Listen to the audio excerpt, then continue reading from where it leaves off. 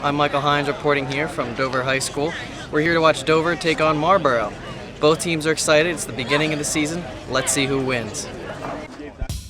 These two teams are fresh and eager to start the season off with a win. From early on, you could see that offense was going to be the big story of today's game. While working their way down the field, this pass gets the Dragons to the goal line, ready to strike. Dover quickly grabbed the first points of the game with this touchdown run by Jaquan Futrell. But Marlboro's offense wasn't too shabby either. This little dump pass off to the side puts the Dukes right onto the Dragons' doorstep. And when the Dukes were knocking on the door, it was Reno Tamburi who was right there to answer it. Here he comes in for his first touchdown of the day to give the Dukes the lead. The Dukes were simply running wild today. DeSantis again takes off. He's able to slip and slide past defenders. He just simply refused to go down. A different Duke is going to try and find his way into the end zone.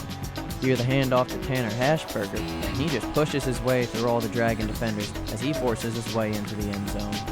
After Marlboro put up 55 straight points, it was time for Dover to answer.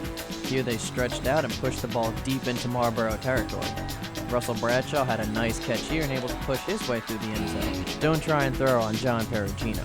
Right here he plays excellent coverage, leaps, and he makes a great play to get the Dukes the ball back. And for one last time on the day, Marlboro is going to find their way into the end zone. They win this game 64-12. Reno, that was a great game out there. Obviously, we know you had a great game running, 5 touchdowns. Can you take us through a little bit what you were thinking as you just kept on scoring? Well, when you have an opportunity to score, especially close to the end zone, when you're inside the 10, there's no excuses not to get in. The blocks were just amazing. I didn't see a black jersey. I just saw white, made my cuts off that, and there it went.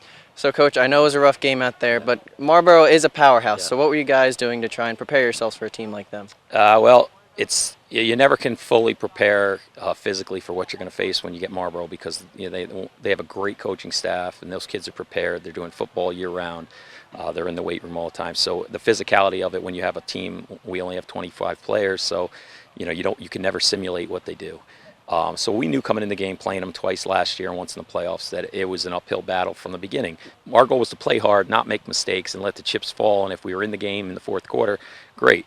We want to build off this. This is a non-league game, doesn't have any bearing right now on the playoff scenario. So come out of it healthy, execute well, and get better so when we play Saugerties next week. That was our ultimate goal. Obviously, we wanted to win the game, but we knew coming into it that we're playing one of the best teams in the state of New York. So, we're going to deal with that as it comes. Jaquan, I know it was a rough game, but you had a great game. We do a lot of big rushes. Can you take us through some of those rushes? It started up with my linemen. We came out strong. First drive, it was nice. They opened it up for me. Towards the middle of the game, we were getting tired. Don't have too many subs. Started making my own hole, Your offense was stellar, as well as the defense. Take us through how you were able to get you guys ready. We got a good group coming back. We got a good mix of seniors and underclassmen. So I like this team's chemistry. Seniors did a good job leading the way. Our expectations are pretty high. We expected to come in here and put a good game together. I thought it was a good start. It's not where we want to be next week, but it was a good start for week 1. And we're 1-0 now, and come Monday we'll be 0-0 and try to go 1-0 next week. So obviously that was great when going forward, and we saw Reno was just absolutely incredible today with 5 touchdowns. Can you tell us a little bit about him and how he was doing?